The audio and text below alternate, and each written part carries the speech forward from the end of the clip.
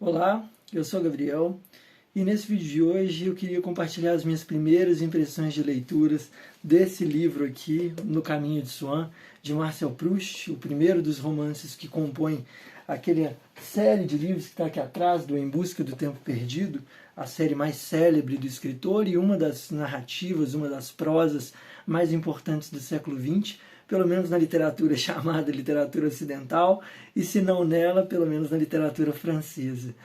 Eu estou vindo aqui compartilhar as impressões de leitura porque tinha muito tempo que um livro não mexia tanto comigo em termos de meio de leitura. Né? Eu recentemente li Lolita, li a Eneida de Virgílio, estou lendo as Metamorfoses, e todas essas leituras, todas essas experiências de leitura estão sendo muito boas, lógico, né? São obras-primas e livros maravilhosos, mas com o Proust eu realmente encontrei ao mesmo tempo um desafio e um prazer que eu não encontrava há muito tempo. A última vez que eu me lembro de ter sentido isso, né, sentido algo dessa ordem, foi em 2018 ou 2019, quando eu li pela primeira vez a Ilíada, né, de Homero, né, ali com o texto em hexâmetro datílico, na tradução do Carlos Alberto Nunes, e numa leitura acompanhada com uma professora. E esse sentimento, como uma Madeleine, volta, né, agora, né, de repente aparece. Né? Então a proposta desse vídeo é falar bem pouquinho, assim, né, comentar só por alto o que eu estou achando da prosa do Proust, a escrita, etc. E comentar justamente essas minhas primeiras impressões, uma vez que eu não terminei de ler. Né? Eu, na verdade, estou lendo Proust, depois que eu encontrei esse desafio, estou lendo Proust muito devagar. Montei uma espécie de cronograma de leitura para vencer essa obra nos próximos 6 meses, assim espero. Mas eu estou fazendo uma leitura realmente devagar, porque eu estou indo e vindo o tempo todo. O tempo todo eu estou voltando nos parágrafos, e são parágrafos, quem já leu isso aqui sabe que os parágrafos são gigantescos, né, são enormes e tudo mais. E eu estou fazendo esse movimento de ir e voltar, então a leitura segue a passos lentíssimos. Eu acabo de chegar na página 30 dessa edição com a tradução do Mário Quintana, que foi sugestão inclusive de um viewer, né, de um usuário aqui do YouTube, que sugeriu as traduções do Quintana e do Bandeira, e eu resolvi comprá-las para ler. Então é isso, né? Assim, nessa diagramação aqui, uma página, como eu vou mostrar aqui, é muita coisa, né? Você vê que a fonte é bem pequenininha, a página é bem longa, bem grande, então as coisas são realmente muito lentas, né? Elas pedem uma outra relação com o tempo para ler isso aqui. Mas antes de fato entrar nesse vídeo, na proposta desse vídeo, eu queria fazer o velho convite de sempre e dizer que se você ainda não é inscrito no canal do Duras Letras, que você se inscreva, ative os sininhos para receber as notificações. Se gostar do vídeo, deixa o like e não se esquece de comentar, de falar sobre as suas próprias impressões do Proust, sobre o próprio canal do Duras Letras, né, alguma coisa que chamou a sua atenção estando aqui. Feita essa exposição, feito esse convite, a inscrição, like, comentário, a gente parte agora para o nosso vídeo com as primeiras impressões que eu tenho de Marcel Proust no Caminho de Swan. Eu realmente não tinha nenhum conhecimento da obra, né, do Proust. Na verdade, o que eu tinha lido dessa obra, do Em Busca do Tempo Perdido como um todo, tinham sido alguns fragmentos mostrados em disciplinas que eu fiz na Faculdade de Letras, mas nunca tinha lido nada mais consistente, nenhum texto mais longo do Proust. E por isso, quando eu comecei o Caminho de Swan, foi um baque. Né? Primeiro foi um baque porque eu não estava dando conta de começar o livro. O livro se inicia, né, para quem já leu, se lembra de que o livro se inicia com essa situação em que o narrador, também chamado Marcel, ele está deitado no seu quarto, numa cama, e ele está definindo, está pensando sobre o que é dormitar. E essa sessão, nessa cena inicial, na minha primeira leitura, eu achei extremamente chata. Eu estava lendo isso e fiquei assim, gente, que coisa chata, que coisa insuportável, né? Assim, que literatura que não avança é essa? Eu tive que recomeçar o livro algumas vezes. Inclusive foi muito bom eu ter viajei na semana passada, e lá eu consegui ler com um pouco mais de fluidez. Mudar de área, assim, de vez em quando ajuda a ler, né, a entrar no livro. Mas o começo do No Caminho de Swan, que é essa cena de estar dormitando, deitado na cama, meditando sobre memória, sobre sonho, dormir, etc.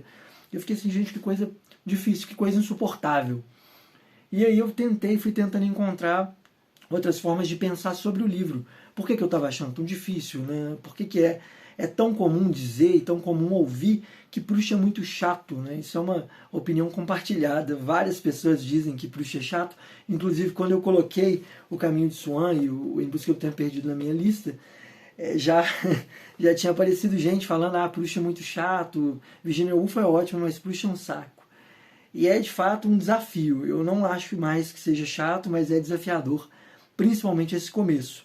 As primeiras 5 páginas do livro são uma espécie de jogar fora. Olha, eu vou tentar fazer a coisa mais difícil, mais embrincada, mais lenta possível para triar o meu leitor. Se você sobreviver a essas 5 páginas, você vai ler a melhor coisa que você vai ler na sua vida. Mas se não, já era, você vai embora. Inclusive esse é um tema muito interessante assim, para a própria literatura. Muitos escritores fizeram isso. Nabokov eu sei que fez, Umberto Eco eu sei que fez, e o Proust parece ter feito também. De colocar no começo dos seus textos esses desafios literários. Se o meu leitor sobreviver a isso, ele aguenta qualquer coisa, ele pode chegar, né, no fim do arco-íris e encontrar o seu pote de ouro, né, junto com os gremlins, duendes, etc. E o Proust me causou essa sensação de começar com um texto difícil para triar um pouco, para convidar o leitor a ver o difícil e depois entrar em algo que é mais fluido, mais dinâmico e muito bonito, né? Se tem uma palavra, né, e um adjetivo sem vergonha que eu queria usar para falar de Proust, é bonito. Livro bonito. Eu nunca li uma coisa tão bonita na minha vida, assim. Claro que eu estou exagerando e de semana que vem eu já vou estar pensando diferente. Mas é com toda certeza uma das coisas mais bonitas que eu já li. No Caminho de Swan é uma das coisas mais bonitas que eu já li. Inclusive no final desse vídeo eu queria ler alguns trechos e isso me tocou muito, né? Essa é uma coisa que bateu muito enquanto primeira impressão. Que eu estava lendo e, como eu disse, eu tive que mudar a chave de leitura, pensar outras formas de entender por que eu estava tendo dificuldade e tudo mais. E aí eu falei, eu tenho que ler esse livro devagar mesmo. Eu tenho que entrar nesse tempo perdido, perder tempo lendo esse livro, né? Ou ganhar, né? Depende do ponto de vista. E foi aí que o livro aconteceu para mim e que as coisas começaram a fazer sentido, que o Proust começou a conversar comigo. Eu gosto pouco, né, da ideia de uma literatura universal. Ela não me cativa, a ideia de que existem experiências universais que tocam todas as pessoas e tudo mais. Mas eu acho que tem muito misticismo aqui no Proust, na linguagem, né? O Proust escreve de um jeito que nos toca magicamente. Tem uma coisa de magia. Eu estou tentando evitar aqui de universal, né? Mas a gente acaba caindo nessa armadilha da universalidade. Isso aqui é uma literatura para todos os povos, né? Para todas as pessoas. Eu não acredito que ela exista, mas enfim, o Proust me desafia a acreditar que sim, me convida a pensar que talvez exista uma experiência a ser compartilhada com todo mundo. Então, ler No Caminho de Swan me colocou em contato com com esse profundo questionamento sobre a universalidade da própria literatura. Mas o que, afinal, me chama mais atenção em termos de escrita, né, nessa escrita que o Proust desenvolveu? É muito comum, né, para mim, é muito comum encontrar na prosa, em qualquer tipo de prosa, qualquer livro de prosa, um procedimento que é o de colocar uma premissa, pode ser uma premissa filosófica, literária, etc., religiosa, e descrevê-la em seguida. Né, e falar assim, todo homem é mau. E depois disso vem uma pequena seção, um parágrafo de explicação dessa frase. O livro do Proust é todo isso. E é aí que está a magia para mim. O Proust consegue o tempo todo sustentar esse tom grandiloquente da explicação. Esse livro é, para mim, uma tentativa de entender o próprio fenômeno da memória. A memória aqui está melhor explicada do que nos tratados filosóficos do Henri Bergson, porque no Bergson a gente tem acesso à teoria, mas isso aqui da teoria e prática, né? O Proust coloca aqui as assertivas sobre a memória, as formas que esse personagem narrador concebe a memória e a sustenta em termos de argumento e exemplos da história dele mesmo. E ele consegue fazer isso o livro inteiro, da primeira à última linha, até onde eu li. O tom do livro foi esse, assim, é uma coisa deslumbrante. Se eu quisesse escrever um livro, eu escreveria esse aqui, mas eu não daria conta, porque eu acho que isso aqui é trabalho de muito tempo. Né? O Proust, de fato, gastou muito tempo escrevendo isso, e é por isso também que eu queria gastar muito tempo lendo ele, pelo menos aí uns 6 meses, com um romance do Proust, né? Só O Caminho de Swan. E com essa coisa de conseguir sustentar por tanto tempo o tom, né, esse tom altissonante da explicação e tudo mais, a gente tem a vontade de marcar o livro todo. Eu fico me segurando, me contendo, porque é um papel bem fininho, né? bem sensível. Eu fico evitando de grifar coisa demais. Eu faço meus grifos a lápis, não sei se dá para ver no vídeo, mas eu faço meus grifos a lápis usando régua. Escrevo aqui, mapeio símiles em toda obra que eu leio, mas aqui eu fico com a vontade de fato marcar o livro inteiro e me seguro. Fico fazendo uma seleção muito contida e por isso eu leio os parágrafos 2 vezes. Então está sendo uma experiência mágica ler o Marcel Proust e O Caminho de Swan. Mas como eu queria fazer aqui um vídeo um pouco mais curto, agora que eu já expus mais ou menos essas ideias que eu tive sobre a leitura, sobre o contato com essa leitura, eu queria finalmente ler um trecho, que é um trecho que termina a primeira sessão do livro e é um dos trechos mais famosos. Eu vou lê-lo fragmentado, eu vou ler as passagens que eu grifei e que me chamaram mais atenção e vou tentar comentar um pouco sobre elas, né? Então começa com: mas como que eu então recordasse me seria fornecido unicamente pela memória voluntária, a memória da inteligência, e como as informações que ela nos dá sobre o passado não conservam nada deste, nunca me teria lembrado de pensar no restante de Combray. Na verdade, tudo isso estava morto para mim. Morto para sempre?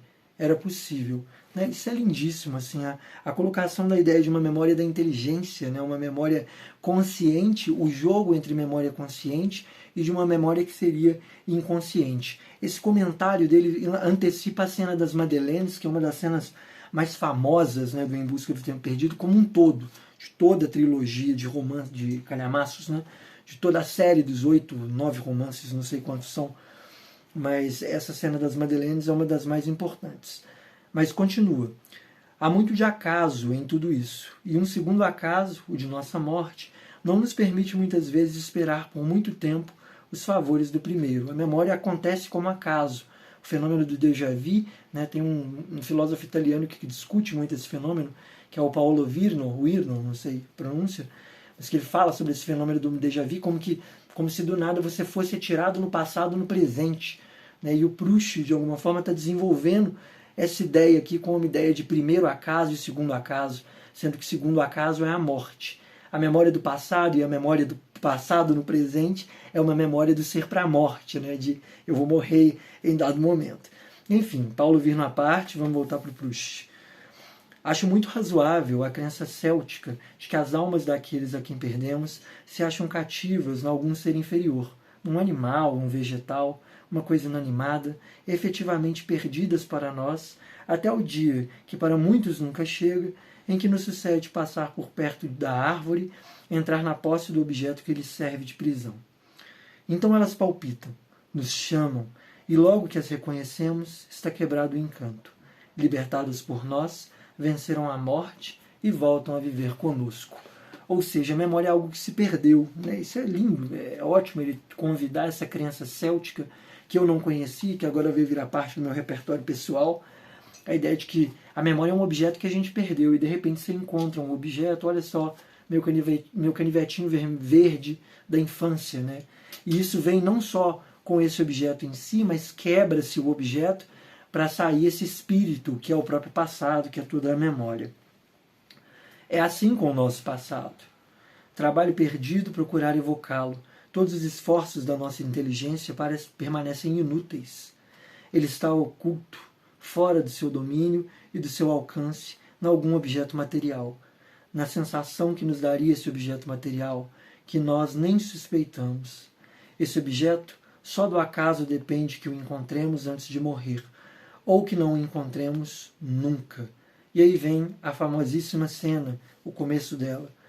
Muitos anos fazia que de Combray tudo quanto não fosse o teatro e o drama do meu deitar não mais existia para mim, quando, por um dia de inverno, ao voltar para casa, vendo minha mãe que eu tinha frio, ofereceu-me chá, coisa que era contra os meus hábitos. A princípio recusei, mas, não sei porquê, terminei aceitando. Ela mandou buscar um desses bolinhos pequenos e cheios, chamados madalenas, as madeleines, e que parecem moldados na válvula estriada de uma concha de Santiago.